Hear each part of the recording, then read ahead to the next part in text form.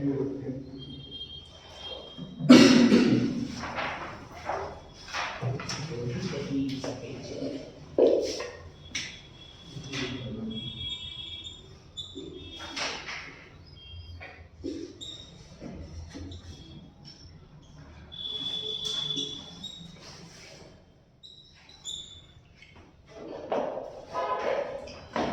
Topic पढ़ा था मैं ऑपरेटिंग प्रॉफिट लेवल, उसको रिवाइज करते हैं पहले, फिर अभी रेशो बनाएंगे। सो 99% केसेस में तो यही दो प्रॉफिट निकाले जाते हैं, एक ग्रॉस प्रॉफिट और एक नेट प्रॉफिट। लेकिन इनके बीच का भी प्रॉफिट होता है जिसे ऑपरेटिंग प्रॉफिट कहते हैं, उसकी रिक्वायरमेंट होती है रेयरली, जैसे बिजनेस एक्विजिशन। चैप्टर 2 गुडविल में पढ़ा था हमने, चैप्टर 2 गुडविल। चैप्टर 2 गुडविल में जब हम एवरेज प्रॉफिट निकालते थे तो जो प्रॉफिट को ऐड करते थे एवरेज करने के लिए, तो उस प्रॉफिट को पहले ऑपरेटिंग प्रॉफिट बनाते थे। जैसे क्वेश्चन में loss on sale of machine दे रखा है तो उसको ऐड बैक करते थे, कोई gain on sale of machine दे रखा है तो उसे लेस करते थे, इन्वेस्टमेंट पे इंटरेस्ट मिला है वो ऐड हो चुका है उसको लेस करते थे। इसको देखो एक बार ट्रेडिंग पी से, इसको अकाउंट की फॉर्म में नहीं, मैं स्टेटमेंट की फॉर्म में लिख रहा हूँ। सेल में से COGS गया तो उसको जीपी बुलाते हैं, ऐसे होता है। मतलब कोई ट्रेडिंग और ये काम करते हैं, सेल माइनस COGS। फिर P&L में क्या होता है, इसी में से इनडायरेक्ट एक्सपेंस माइनस और indirect income plus, gross profit में indirect income plus indirect income minus net profit आता है। अब इन दोनों के बीच का एक प्रॉफिट है जिसका नाम है ऑपरेटिंग प्रॉफिट, वो निकालना सीखे हम। वो कैसे निकालेंगे देखिए, ग्रॉस प्रॉफिट में इनडायरेक्ट एक्सपेंस माइनस हो रहे हैं। सर इनडायरेक्ट एक्सपेंस दो तरीके के होते हैं, ऑपरेटिंग और non operating. Indirect expense mind में पिक्चर बन जानी चाहिए, P&L अकाउंट डेबिट साइड के, जितने भी इनडायरेक्ट एक्सपेंस होते हैं वो P&L के डेबिट में आते हैं। अब मैं कह रहा हूँ उसके अंदर जितने भी इनडायरेक्ट एक्सपेंस आते हैं वो दो टाइप के होते हैं। कैसे कैसे, एक ऑपरेटिंग जो बिजनेस को ऑपरेट करने के लिए जरूरी है, दूसरा नॉन ऑपरेटिंग जो बिजनेस को ऑपरेट करने के लिए जरूरी नहीं है। Loss on sale of machine, sir machine बेचने पर लॉस हो गया, मैं इसको ऑपरेट करने के लिए जरूरी नहीं। लॉस बाय फायर, आग लगाना जरूरी नहीं। लॉस बाय थेफ्ट, चोरी होना जरूरी नहीं। तो ऐसे खर्चे जो जरूरी नहीं है उनको नॉन ऑपरेटिंग कहते हैं। जो जरूरी है, एम्प्लॉय की सैलरी, इलेक्ट्रिसिटी का बिल, ऑफिस का रेंट, ये जरूरी खर्चे हैं। तो सिर्फ ये जरूरी वाले खर्चे लेस करे जाए, ऑपरेटिंग एक्सपेंस लेस करे जाए, तो उस प्रॉफिट का नाम हो गया ऑपरेटिंग प्रॉफिट। सिर्फ ऑपरेटिंग खर्चे लेस किए जाए तो उसका नाम हो गया ऑपरेटिंग प्रॉफिट। अब मुझे ऑपरेटिंग प्रॉफिट से नेट प्रॉफिट पे जाना, तो बताओ यहाँ पर क्या क्या रह गया। इनडायरेक्ट इनकम ऐड होनी रह गई, एक्सपेंस ये तो माइनस हो चुके हैं, ये वाले रहते हैं। अब जो बचा उसे क्या बोले, नेट प्रॉफिट। मतलब ये समझ लीजिए कि हमने ग्रॉस प्रॉफिट से नेट प्रॉफिट पर ही जाना होता है, इस बार लॉन्ग रूट लेके जा रहे हैं। हम ग्रॉस प्रॉफिट से पहले ऑपरेटिंग प्रॉफिट पे जा रहे हैं, फिर ऑपरेटिंग प्रॉफिट से नेट प्रॉफिट पे जा रहे हैं, लॉन्ग रूट लेकर के जा रहे हैं। ये शॉर्टकट हो गया जीपी से एनपी में आने का, ये लॉन्ग कट हो गया। पहले जीपी से हम सिर्फ ऑपरेटिंग वाले खर्चे माइनस कर रहे हैं, देखो माइनस करने के सारे इनडायरेक्ट एक्सपेंस हमने क्या करा, पहले सिर्फ ऑपरेटिंग वाले माइनस करे, उसके बाद नॉन ऑपरेटिंग वाले माइनस करे सारे माइनस है। इनडायरेक्ट इनकम जोड़नी है, जोड़ दी, बट ऑपरेटिंग के बाद जोड़ेंगे, याद है, ठीक। अब इस रेशियो के अंदर हमें ये चाहिए होगा, लेकिन उसमें यही नहीं दे रखा होगा, या तो ये दे रखा होगा तो इस रूट से पहुंच जाना इसके पास, या फिर ये दे रखा होगा तो इस रूट से पहुंच जाना इसके पास। ठीक है, पढ़ते हैं जी एक बार। पेज 177 टॉपिक दिया हुआ है ऑपरेटिंग प्रॉफिट रेशियो। अगेन सब परसेंटेज की फॉर्म में आएगा और हायर द बेटर, सारी प्रॉफिट शेयरिंग रेशियो से हायर द बेटर होती है। फॉर्मूला लिखा हुआ है कि ग्रॉस प्रॉफिट में से ऑपरेटिंग एक्सपेंस माइनस होते हैं तो ऑपरेटिंग प्रॉफिट आता है, ये लिखा हुआ है पहला फॉर्मूला। उसके बाद लिखा है ग्रॉस प्रॉफिट में से इनडायरेक्ट एक्सपेंस माइनस होते हैं, इनडायरेक्ट में प्लस होती है तो नेट प्रॉफिट आता है। फॉर्मूला लिखा हुआ सेकंड वाला। आगे तीसरा ऑपरेटिंग प्रॉफिट, ऑपरेटिंग प्रॉफिट में से नॉन ऑपरेटिंग एक्सपेंस माइनस होते हैं, इनडायरेक्ट इनकम प्लस होती है तो नेट प्रॉफिट आता है। ये लिखा हुआ तीसरा फॉर्मूला। तो जितना मैंने बोर्ड में लिखा है वो सब बुक के अंदर लिखा हुआ। अब ट्राई करते हैं जी पहला क्वेश्चन।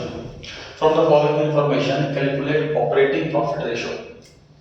ओपनिंग स्टॉक है, परचेजेस हैं, रेवेन्यू फ्रॉम ऑपरेशंस का मतलब सेल्स हैं, परचेज रिटर्न है, returns from revenue from operation, ये क्या चीज है? Returns from revenue from operation, ये सेल्स रिटर्न, ये सेल्स रिटर्न। उसके बाद सेलिंग एक्सपेंसेस, उसके बाद एडमिनिस्ट्रेटिव एक्सपेंसेस, उसके बाद क्लोजिंग स्टॉक। तो ये सारी आइटम्स अवेलेबल हैं। चलिए स्टार्ट करते हैं, ट्राई करते हैं।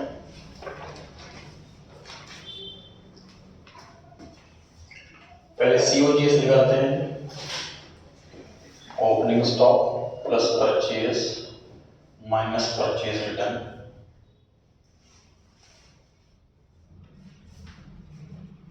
Minus closing stock. क्वेश्चन में डायरेक्ट एक्सपेंसेस नहीं दिए हो, देख लो।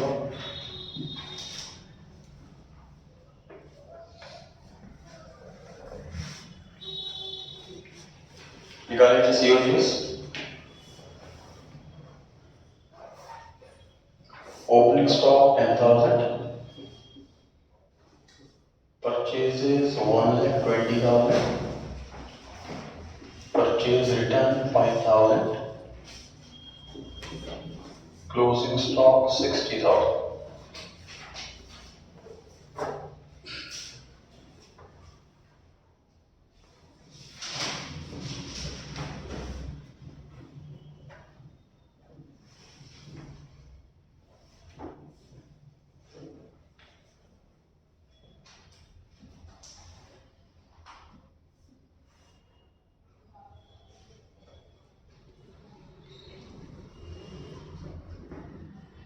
बता कितना है सॉल्वेंट का सीओजीएस?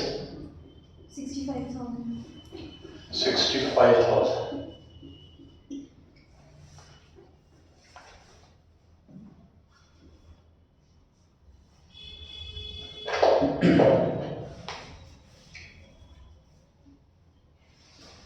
जीपी होता है sir sale minus COGS. Sale है 4 lakh, return from operations 15,000 plus होगा कि माइनस? इग्नोर। कैसे कहता है हमने रेवेन्यू फ्रॉम ऑपरेशन, अगर सिर्फ इतना लिखा हो इसका मतलब होता है नेट सेल्स। अगर क्वेश्चन में रेवेन्यू फ्रॉम ऑपरेशन ऐसा लिखा हो इसका मतलब होता है नेट सेल्स। तो अगर नेट सेल्स दे रखी है तो ऐसे में आपको सेल्स रिटर्न इग्नोर करनी है।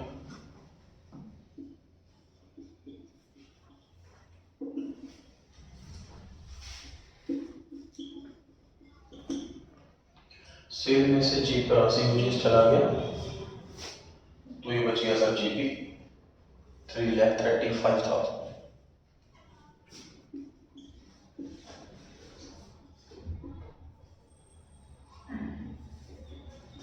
अब हमें जानना है कि ऑपरेटिंग प्रॉफिट कैसे निकालें। और ग्रॉस प्रॉफिट में से हम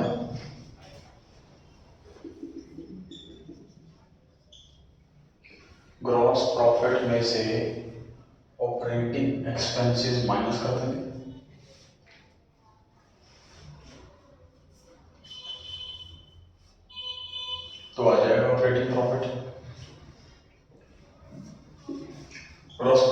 पहले भी सॉल्व करा है, 3,35,000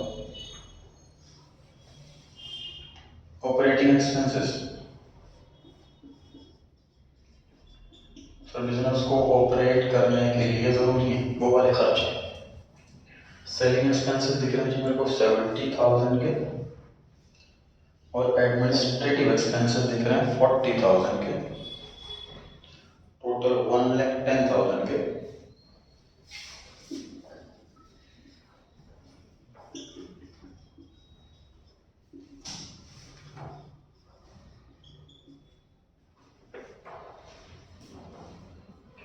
$2,25,000 यह है जी operating profit. Operating profit ratio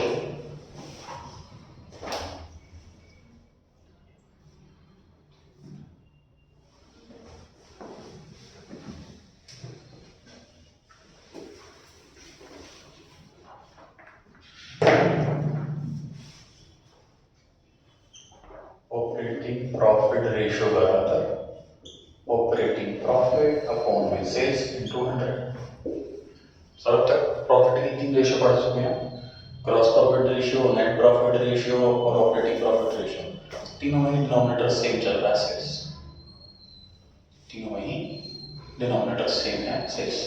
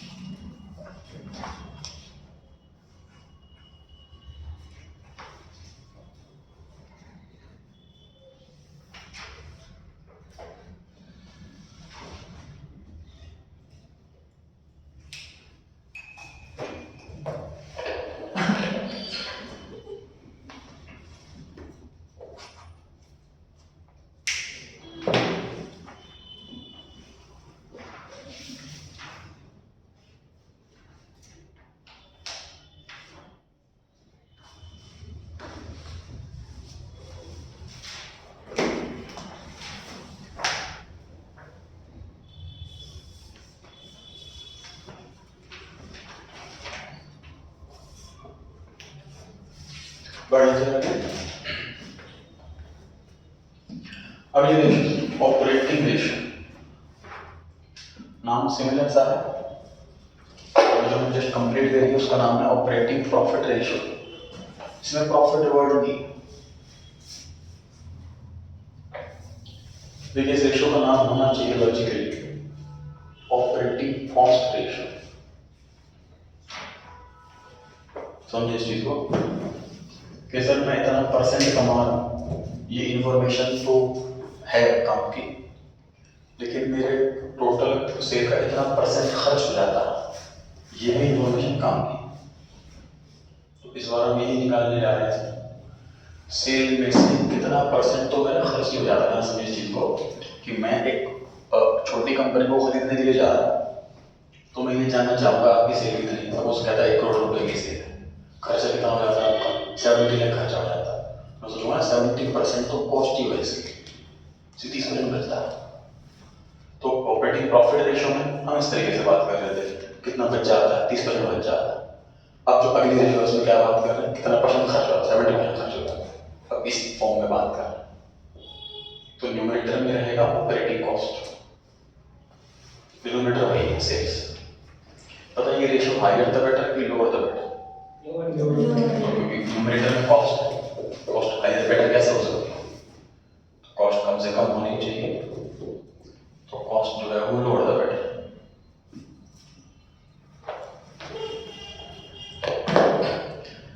अच्छा इसमें नाम होना चाहिए था ऑपरेटिंग कॉस्ट रेशियो, लेकिन नालायकों ने नाम रखा है ऑपरेटिंग रेशियो। एग्जाम में होगा क्या आपके साथ?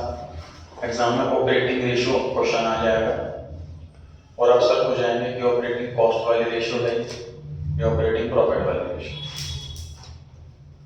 क्योंकि नाम सिर्फ ऑपरेटिंग रेशियो लिखा होगा। मतलब मैं जब टेस्ट वेस्ट लेता हूँ तो कई बच्चे से ऑपरेटिंग कॉस्ट रेशियो सॉल्व करके आता है, कि ऑपरेटिंग प्रॉफिट रेशियो सॉल्व करके आता है।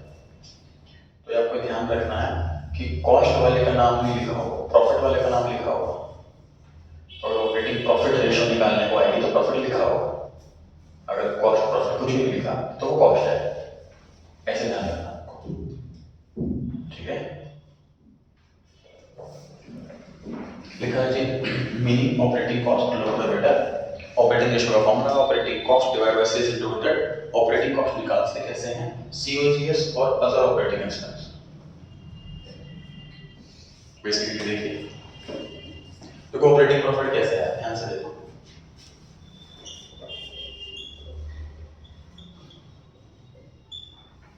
ध्यान से देखिए, ऑपरेटिंग प्रॉफिट आने के लिए कितने खर्चे आए, तो आए सीओजीएस और ऑपरेटिंग एक्सपेंस। तो ऑपरेटिंग प्रॉफिट से पहले कोई खर्चे आए तो सिर्फ उन दो खर्चों को पकड़ के जोड़ दो, वो न्यूमरेटर हो गया। सपोज ये 20 है और ये है 11, तो यहाँ कितना बचा 9, ये है 2, तो ये कितना बच गया 7। तो जो मैंने अभी कंप्लीट करी है ऑपरेटिंग प्रॉफिट रेशियो वो निकालना, तो कैसे करूँगा, 7 ऊपर 20 नीचे इंटू 100, सही। अब कैसे करूँगा, मुझे सिर्फ कॉस्ट चाहिए, 11 पकड़ लो और 2 पकड़ लो, तो खर्चे टोटल हो गया 30 अपॉन में 20 इंटू 100। समझ आ रहा, पहले वाले में ऑपरेटिंग प्रॉफिट चाहिए था तो ऑपरेटिंग प्रॉफिट को ऊपर रख दिया, से नीचे। अभी क्या चाहिए, ऑपरेटिंग कॉस्ट चाहिए। ऑपरेटिंग कॉस्ट के लिए सिर्फ दो चीजें, सीओजीएस और ऑपरेटिंग एक्सपेंस। 13 आ गया, सही। अच्छा ये 13 जो निकाला है इसका एक और आसान तरीका भी है, 20 माइनस है,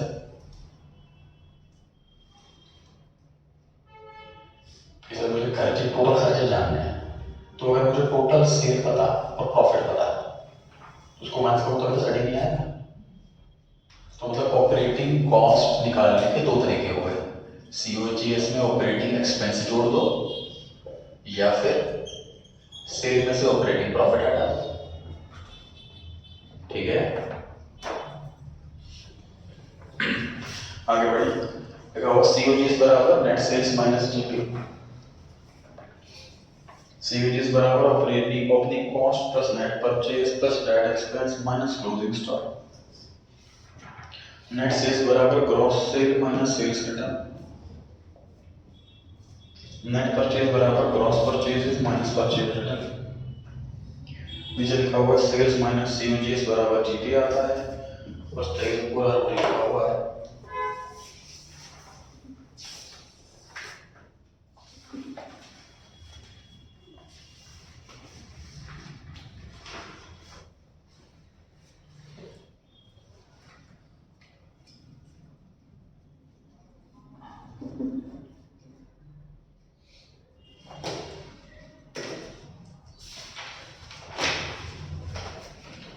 वन सब पेज पर आ गए। पहला क्वेश्चन, ये कंप्लीट ट्रेडिंग कंप्लीट बी में बना करके दे दिया और आपसे कहा गया है कि ऑपरेटिंग प्रॉफिट निकालिए, सॉरी ऑपरेटिंग रेशियो निकालिए। तो ऑपरेटिंग रेशियो का मतलब कॉस्ट वाले की प्रॉफिट वाले, कॉस्ट वाले।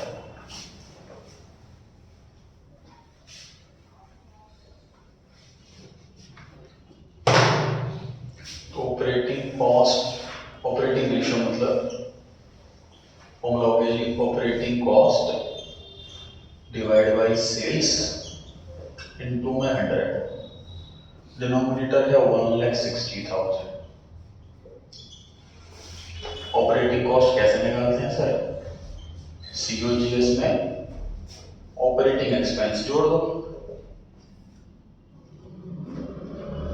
सीओजीएस में अगर ना दो खर्चे पकड़ लो, तो खर्चे कौन कौन से हैं, सीओजीएस है और एक ऑपरेटिंग एक्सपेंस है। सीओजीएस कैसे निकालोगे सर,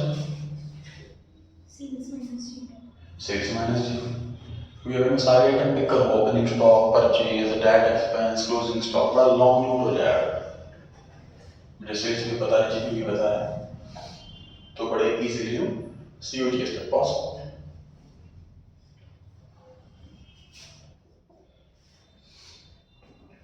ऑपरेटिंग एक्सपेंस कौन कौन से दे रहे हैं आपको, मैं शॉर्ट फॉर्म लिख रहा हूँ, आप लोग फुल फॉर्म लिखेंगे। जो पीएनएल्स में डेबिट साइड में पहली 3 आइटम ध्यान से नाम पढ़ा। पहला लिखा है सेलिंग एंड डिस्ट्रीब्यूशन एक्सपेंस, दूसरा लिखा है एडमिनिस्ट्रेटिव एक्सपेंस, तीसरा लिखा हुआ है जनरल एक्सपेंस।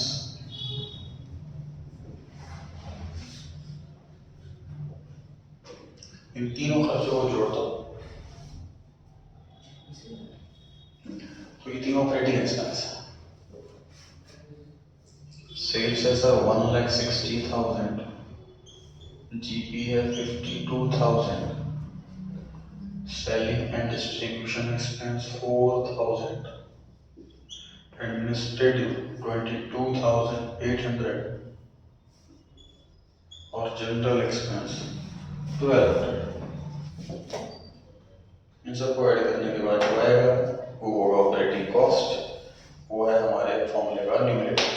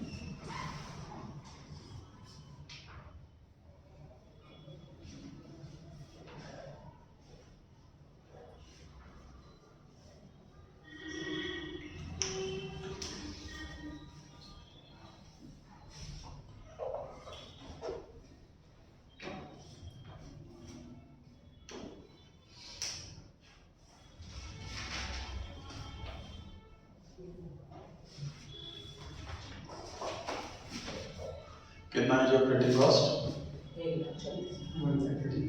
1,36,000। सभी सहमत हैं जिसमें?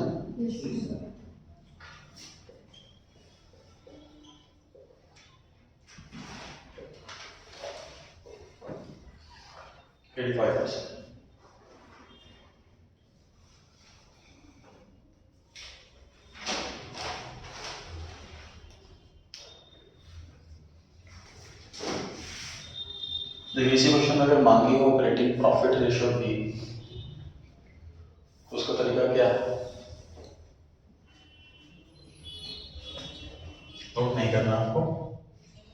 ग्रॉस प्रॉफिट निकल चुका है हमारा, कितना आ रहा है ग्रॉस प्रॉफिट?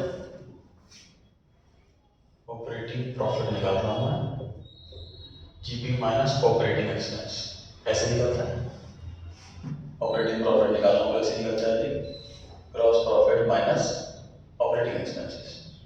ग्रॉस प्रॉफिट हमने भी निकाला था, अच्छा वो दे रखा ग्रॉस प्रॉफिट, सॉरी 52,000 और माइनस ऑपरेटिंग एक्सपेंस 3 है।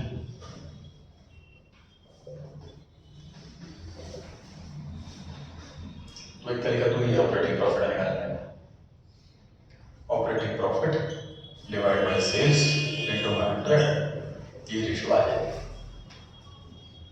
दूसरा तरीका ये भी है, देखिए जैसे एग्जांपल देता मैंने आपको कि 1 करोड़ रुपए की सेल होती है, 70 लाख खर्च हो जाता है, 30 लाख बच जाता है, तो प्रॉफिट 30% है, कॉस्ट 70% है, मतलब इन दोनों को जोड़ के हमेशा सो ही आएगा। इसी तरीके से ऑपरेटिंग कॉस्ट रेशियो हमने अभी निकाली है 85%। इसके बाद जस्ट इसी के बाद अगर ऑपरेटिंग प्रॉफिट रेशियो भी मान ली जाए तो हमें दोबारा सॉल्व नहीं करना पड़ेगा। ऑपरेटिंग रेशियो और ऑपरेटिंग प्रॉफिट रेशियो बराबर 100।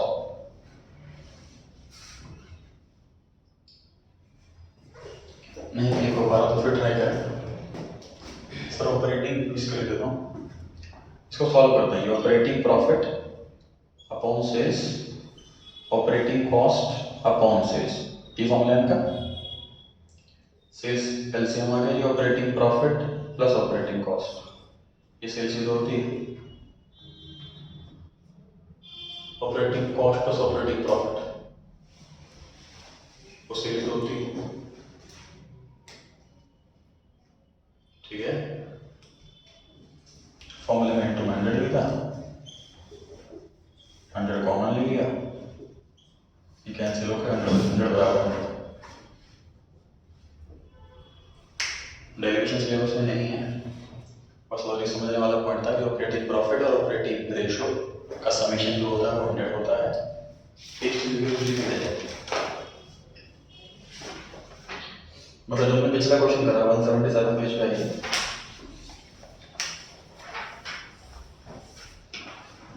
इसमें आंसर आ रहा था हमारा 56.25% और ये आंसर आ रहा था ऑपरेटिंग प्रॉफिट रेशियो, है ना। अगर किसी क्वेश्चन में मांग लिया है ऑपरेटिंग रेशियो बताओ तो कैसे निकालेंगे, 100 में से माइनस कर देंगे, ठीक है। समझ आगे बात, बढ़ते हैं जी आगे। हमारे चैप्टर की, हमारे पूरे सिलेबस की आखिरी return on investment, ROI।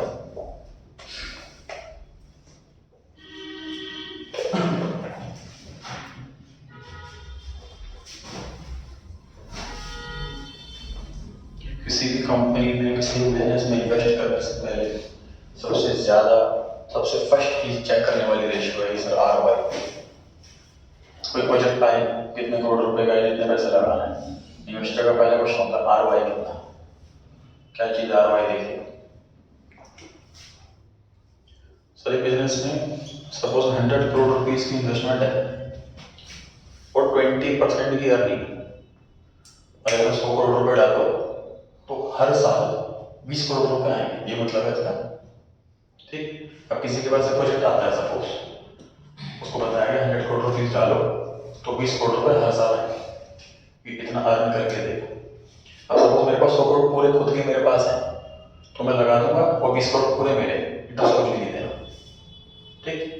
Suppose मेरे पास लगाने के लिए 60 करोड़ है, 40 करोड़ का मैं लोन ले रहा हूँ तो बिजनेस तब भी 20 करोड़ रुपए तो देगा, मार्क है। अगर 100 करोड़ रुपए ना 20 करोड़ रुपए मिलेंगे, उसमें से मैं इंटरेस्ट पे करूंगा, उसके बाद जो मुझे बचेगा नेट प्रॉफिट होगा, और नेट प्रॉफिट ही निकाल रहा है, बिजनेस कितना कमा के दे रहा है ये निकालना है।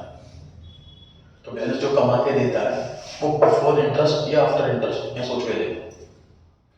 जो बिजनेस कमा के दे रहा है वो बिफोर इंटरेस्ट या आफ्टर इंटरेस्ट, बिफोर इंटरेस्ट, समझो चीज।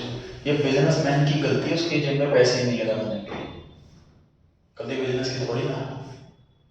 तो बिजनेस तो कह रहा तो सारा पैसा खुद कर लगा, मैं तो 20 करोड़ रुपए कमा के दे रहा हूँ, समझ आ रही है बात। तो जो बिजनेस अर्न करके देता है ना वो ROI होता है। इन्वेस्टर जब भी चेक करता है तो वो ROI ही चेक करता है। तो वो अपने कैलकुलेशन लगाएगा ना, मान लीजिए मेरे पास सपोज 100 करोड़ रुपए हैं अभी, लेकिन मेरे पास और भी प्रोजेक्ट्स हैं इससे अच्छी ROI वाले, मैं चाह रहा हूँ ये भी ना छोड़ू वो भी ना छोड़ू, तो मैंने क्या करा 2 प्रोजेक्ट पैसा लगा दिया, बाकी थोड़ा लोन ले लिया, ठीक है। तो बिजनेस कितना कमा के दे रहा है वो है ROI, और वो हमेशा बिफोर इंटरेस्ट होता है। दूसरी बात समझिए, टोटल पैसा बिजनेस कितना लगाया वो कितना, मेरे एग्जांपल में 100 करोड़ रुपए, 60 करोड़ मेरे, 40 करोड़ लोगों के, टोटल 100 करोड़ रुपए लगा हुआ है। तो डिवाइड में 60 + 40, बिजनेस कमा के दे रहा है 20% कमा के दे रहा है। अब जो मैंने आपको क्वेश्चन स्टार्टिंग में बोल दिया ना वो निकालना है इस टॉपिक में कि बिजनेस कमा के कितना दे रहा है, 20% कमा के दे रहा है, वो कैसे निकाला मैंने, देखिए 20 करोड़ रुपए क्या चीज है, PBIT, profit before interest and tax, divide by 60 + 40 क्या चीज है, कैपिटल एम्प्लॉयड। कैपिटल एम्प्लॉयड मतलब SH + NCL, खुद का पैसा लगाया 60 करोड़, लोन लिया 40 करोड़, तो 100 करोड़ रुपए लगाया ना, टोटल कितना पैसा लगाया वो जानना। और न्यूमरेटर में आ गया जी PBIT, ध्यान से देखिए, PBIT में से जो पैसा उसमें से इसको पैसा मिलेगा पहले इंटरेस्ट का, उसके बाद टैक्स टूक्स कटने के बाद जो पैसा बचा वो इसका। हमेशा ध्यान रखना जब भी न्यूमरेटर डिनोमिनेटर होगा ना तो आपस में लिंक्ड होगा, मतलब कभी कोई ऐसा फॉर्मूला बनेगा नहीं सर पीवीआईटी ऊपर है और नीचे इसका शेयर होल्डर फंड है, क्योंकि इसमें जो पैसा मिलना है वो तो डिवेंचर वालों को भी मिलना है। पीवीआईटी मतलब इंटरेस्ट और टैक्स के पहले का प्रॉफिट है। इस प्रॉफिट में सपोज बॉक्स है उसमें 20 करोड़ रुपए रखा हुआ है, ये पीवीआईटी तो है, इंटरेस्ट से पहले 20 करोड़ रुपए कमाई हो गई, प्रॉफिट हो गया। इसमें थोड़ा पैसा डिवेंचर वालों को देंगे, लोन वालों को देंगे, फिर थोड़ा पैसा बाकी ओनर्स का हो गया, शेयर होल्डर का हो गया। तो जिन जो पैसा लगा रहे हैं उसको नीचे बिठाओ और इनको जो पैसा हर साल मिल रहा है वो ऊपर बिठाओ, तो कंपेयर करो। मतलब कभी ऐसा फॉर्मूला नहीं होगा पीएटी ऊपर है, पीएटी का पैसा किसको मिलेगा, सिर्फ शेयर होल्डर फंड, और नीचे ऐसा हो, ऐसा कभी नहीं होगा, कंपेरेबल नहीं है। इनको इंटरेस्ट का पैसा मिलना है वो तो ऊपर कट चुका है, पैसा सिर्फ इनका है, ठीक है। तो हमेशा जो न्यूमरेटर है डिनोमिनेटर से लिंक्ड होगा, रिलेटेबल होगा, तभी कंपेरेबल होगा। ऊपर हम पीवीआईटी रख रहे हैं, इसमें से पैसा इसको भी मिलना है, इसको भी मिलना है, तो कंपेरेबल है। पीवीआईटी में से एनसीएल वालों को भी मिलता है, यहाँ पर एनसीएल नहीं है, गलत फॉर्मूला है। पीएटी का पैसा सिर्फ शेयर होल्डर फंड को मिलता है, इसको नहीं मिलता, फॉर्मूला गलत है, ये गलत हो कि ये गलत हो, ये सही होगा। Share holder fund plus NCL, इसी को कलेक्टिवली ना कैपिटल एम्प्लॉयड कहते हैं। सर बिजनेस में कितना पैसा लगा रहे हैं, पैसा मतलब कैपिटल एम्प्लॉयड मतलब लगा, 100 करोड़ रुपए लगा रहे हैं, कैपिटल एम्प्लॉयड 100 करोड़ रुपए हो गए, तो एसएच प्लस एनसीएल इसे कैपिटल एम्प्लॉयड भी कहते हैं, वो होगा डिनोमिनेटर, पीपीआईटी 1 यूनिट। चलिए क्वेश्चन नंबर 2 देखते हैं जिस पर कैलकुलेट रिटर्न ऑन इन्वेस्टमेंट, इसको आरओआई कहते हैं शॉर्ट में। प्रॉफिट दिया हुआ हमें इंटरेस्ट और टैक्स के बाद, आफ्टर लिखा है ना, हमें बिफोर चाहिए, पहले वाला चाहिए। टैक्स का रेट है 50%, 9 लाख रुपए के डिवेंचर्स हैं 10% वाले, कैपिटल एम्प्लॉयड है 2 करोड़। पीछे ड्राइव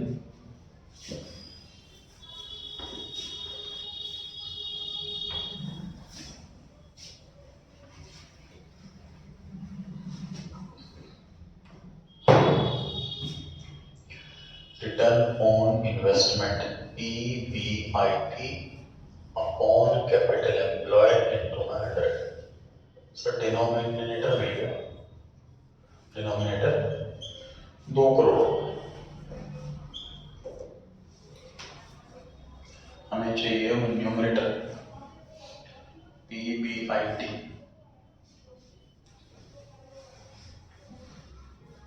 ध्यान से देखिए, प्रॉफिट बिफोर टैक्स में से जब टैक्स माइनस होता तो पीएटी आता है, ऐसे ही होता है।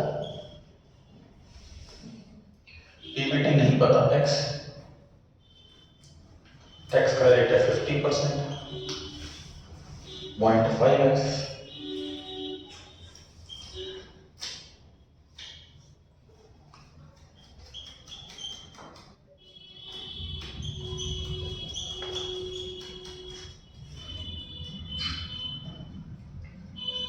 पीबीटी नहीं पता, x।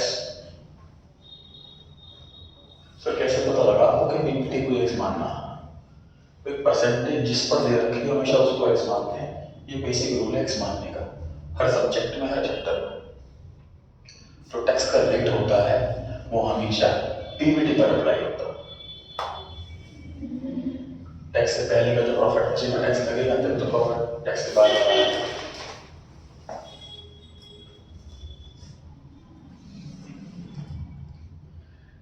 इंटरेस्ट कितना,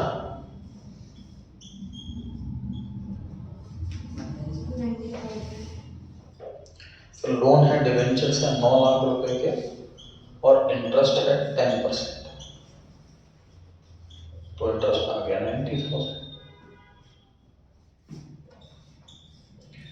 मुझे जो प्रॉफिट चाहिए वो इंटरेस्ट से पहले का चाहिए, तो पहले के लिए क्या क्या किया जा सकता है सर? प्लस करो या माइनस करो? प्लस।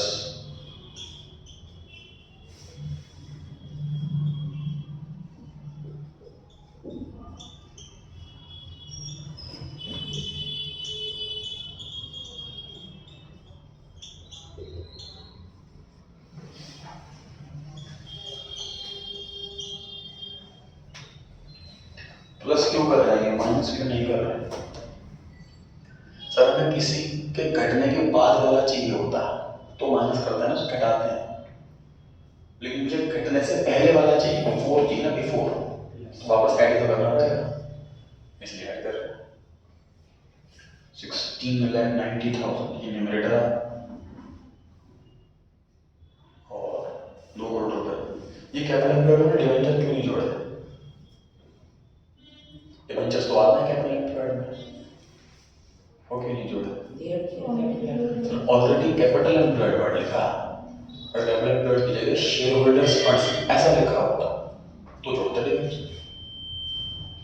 कैपिटल एम्प्लॉयड की जगह अगर शेयर होल्डर्स फंड्स ऐसा लिखा होता तो डिवेंचर्स जोड़ते कैपिटल एम्प्लॉयड निकालने के लिए।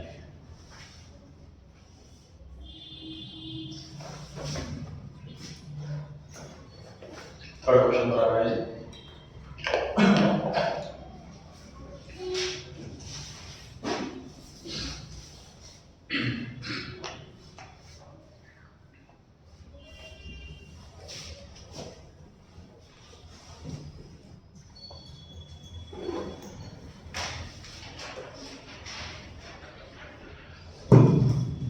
सेम तरीके से प्रॉफिट आफ्टर टैक्स दिया हुआ है 6,30,000। पीबीटी प्रॉफिट बिफोर टैक्स नहीं दिया हुआ तो हम क्या करें, टैक्स का रेट 30%। अगर पीबीटी टैक्स है तो टैक्स कितना हो गया, 0.3x।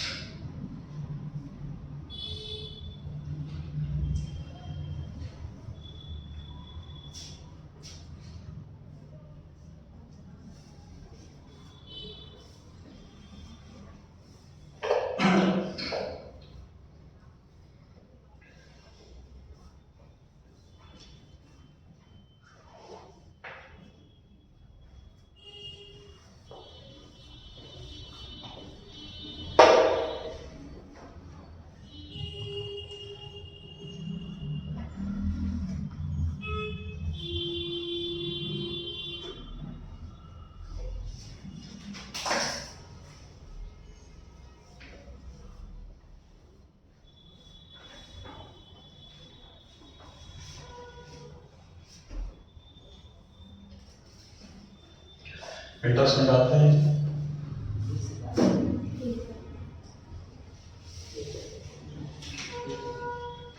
8 लाख का डिवेंचर, 12.5% का इंटरेस्ट।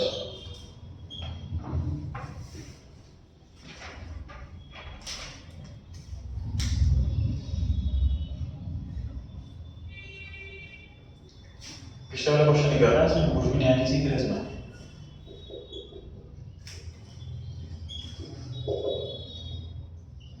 प्रॉफिट बिफोर टैक्स में इंटरेस्ट जोड़ देंगे तो पीबीआईटी आ जाएगा, profit before interest and tax.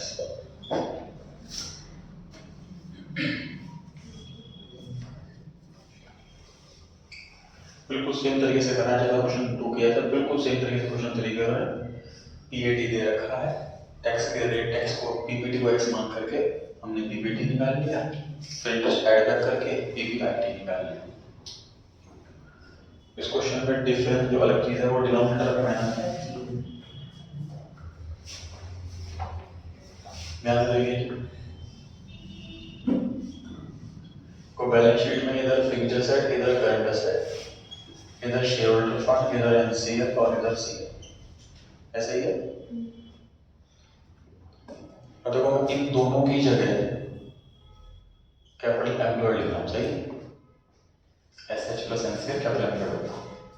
अब इस बैलेंस शीट को मैं फॉर्मूले के फॉर्म में लिख रहा हूँ, capital employed plus current liability बराबर fixed asset plus current asset, क्योंकि एसेट लायबिलिटी दोनों साइड इक्वल होती है। ये निकालना है आपको, ये तीन पता है।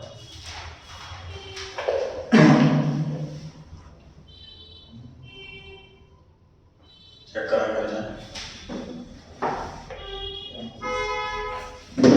जो वाला टॉपिक है मिसलेनियस वाला, ये आप घर से प्रैक्टिस करें, वैसे मैं नेक्स्ट क्लास में कराऊंगा, अभी घर से ट्राई करेंगे। मिक्स क्वेश्चन है सारे रेशियोज के, चैप्टर कंप्लीट हो चुका, अभी एक तो क्लास लगेगी इस क्वेश्चन